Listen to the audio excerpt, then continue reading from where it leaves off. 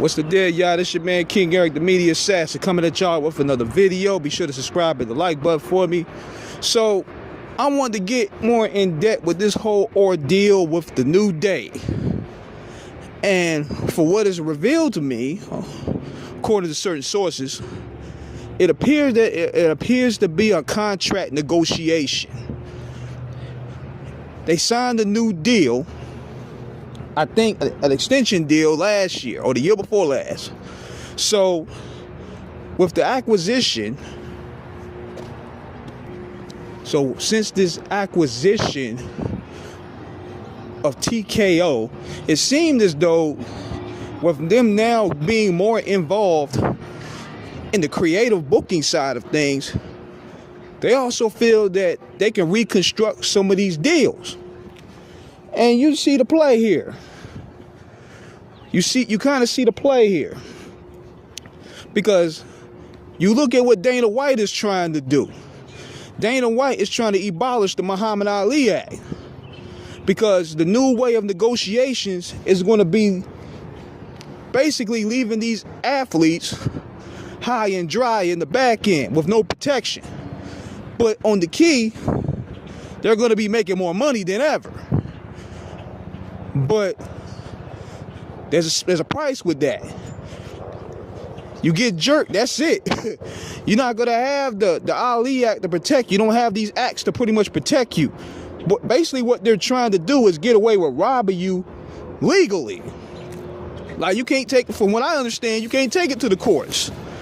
You're not going to have a lawsuit because they're trying to construct it to where they can rob you blind legally and there's nothing you can do about it. But you're taking money. You're taking high-end money. It's kind of like the music industry. They'll give you a shit ton of money up front. But look at the price that comes with that. They're basically trying to reconstruct 360 deals with wrestlers. The same type of tactics in the UFC, they're now using in wrestling. And we're seeing this now, I'm thinking with Roman Reigns. Because a lot of people are saying that, well, it could be because Roman is a leukemia and he's in remission or whatever. But I'm thinking it's something different from that. Since they're reconstructing deals, they don't want to give Roman that tribal chief money for that appearance. So Roman is probably like, okay, bet. Cut these appearances. I'm not coming. So what they probably did is they probably had an agreement already. We'll pay you this sum. You show up. These dates. They starting to find out when they start checking the books. They start checking those spreadsheets. And they were like, hold up, we can't pay this motherfucker. You know what I'm saying? We still got debt. As my man Bobby Monsoon would say, $4 billion in debt. So they don't want to give Roman that tribal chief money. That tribal chief money is that upper Killian money. We talk about that Jordan, Kobe, LeBron money. If we're talking sports here, we talking that Brady money. You know what I'm saying? We talk about, in wrestling terms, that Cena, Austin, Rock money. So where we at with that? The tribal chief was like, all right, bet. I'm not going to just show up for these dates then until y'all get this together. So they pulled them off. But with the New Day, this is how they try to lowball them. See, this is what they try to do. This is a music industry type shit. They purposely lowballed the New Day. Peep the game. They had one of the hottest heel turns going into 2025. And they know for sure if this thing was a success, we would have to pay these niggas more money. Now, what do these guys have against them that can hold them back? They're black, number one. Number two, their age. That's the valid excuse they want to use.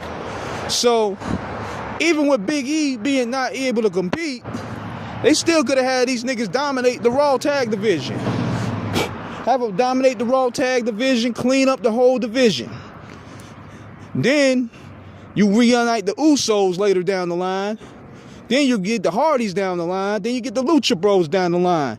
Then you get the Street Profits. Then you go have who can be the GOAT tag team of all time type of feud.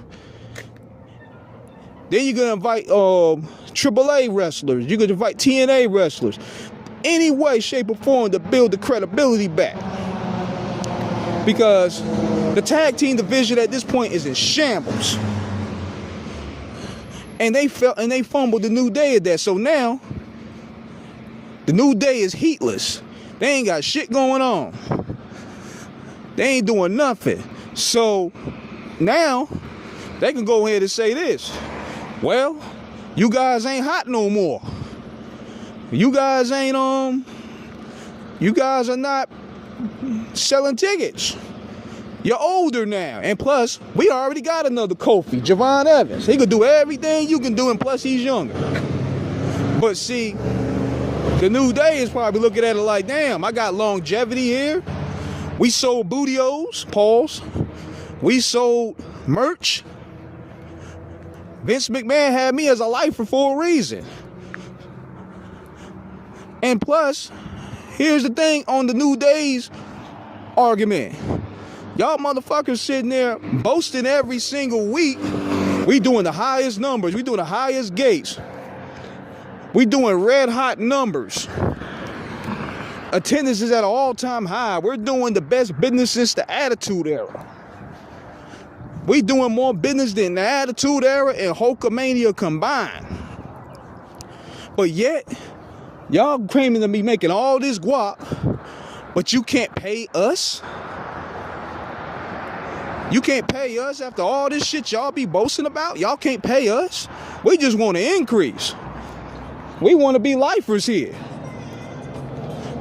Just give us $1 more. Give us the Dudley Boy deal. We'll just take $1 more and we'll stay. So that's another tactic that they're doing. That's another thing that they're doing. They're purposely lowballing a lot of this talent. Because they don't want them, they lowballing the talent in two different ways. They're signing them in ridiculous contracts to where they have to sit on the shelf for almost a year. Because they don't want them to get picked up elsewhere and get hot. So what they want to do is cool them off and sit them on the bench. That's number one. And number two, you had all these angles and money angles you can run. But they chose not to do it. And a lot of times, they do it on purpose. Believe it or not. If they see a guy, they're going to pretty much lowball him. So they don't have to pay him. They just want to get a good excuse to get rid of him. That's why guys like Ricky Starks need to just check the line. They might be purposely trying to lowball him. Now, granted, the NXT crowd is different from the WWE crowd. But at the same time, he has potential to draw. So, them debuting him in a cold-ass city like Oklahoma, state like Oklahoma, that's not doing nothing wrong. So they like, okay, this didn't work out. We got a justification to get rid of him. This is a dirty game, y'all. This is a real dirty game. So that's what happened with the New Day, I bet. They lowball their worth so they won't have to pay them, and they got rid of them. That's the new TKO way. Roman Reigns and Cody Rhodes, from what I understand, ain't liking this shit. And you can tell the energy within the product is totally different than it was 2-3 years ago. It don't feel fun anymore. The talent look burnt out. They look like it looked like a job again.